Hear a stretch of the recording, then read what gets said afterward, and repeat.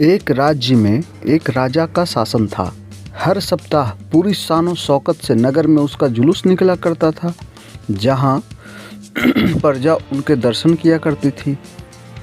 एक दिन एक नन्हा चूहा उसी राजमार्ग से के किनारे किनारे कहीं जा रहा था, जहाँ राजा का जुलूस निकलने वाला था।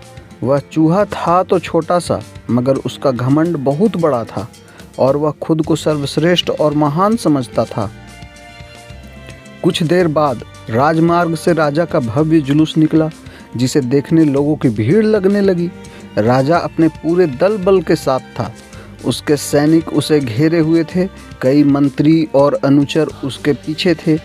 वह एक विशाल शाही हाथी पर सवार था। हाथी शाही था, इसलिए उससे भव्यता से सजाया गया था और उसकी शान भी देखते बनती थी। जुलूस में हाथी के साथ एक शाही बिल्ली और एक कुत्ता भी थे। राजा का जुलूस देखने को उमड़ी भीड़ राजा के साथ साथ उसके शाही हाथी की भी प्रशंसा कर रही थी। यह सुनकर घमंडी चूहे को बहुत बुरा लगा। वह हाथी को गौर से देखने लगा, फिर सोचने लगा, इसमें ऐसी क्या खास बात है जो मुझ में नहीं। मैं भी उसके जैसा ही हूँ। मेरे पास भी 2 आँखें, 2 कान, 1 नाक और 4 पैर हैं। फिर उसकी प्रशंसा इतनी क्यों? उसके विशाल शरीर के कारण, लंबी सूंड के कारण, छोटी छोटी आँखों के कारण, या झुर्रीदार चमड़ी के कारण? किस कारण?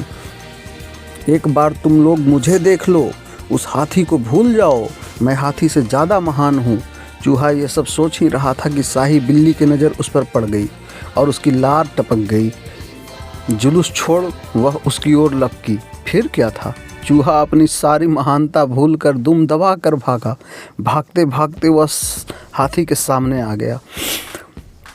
आगे बढ़ते हाथी ने उस पिद्दी से चूहे को देखा तक नहीं और अपना विशाल पैर उठा लिया।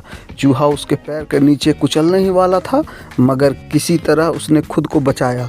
वहाँ से बचा तो खतरनाक कुत्ता सामने था, जो उसे देखकर गुर्राया। चूहा पूरी जान लगाकर वहाँ से भागा और राजमार्ग के किनारे स्थित एक छेद में घुस गया। उसका सारा घमंड उतर चुका था। उसे समझ आ चुका था कि वह इतना भी श्रेष्ठ और महान नहीं है। तो इस कहानी से क्या सीख मिली?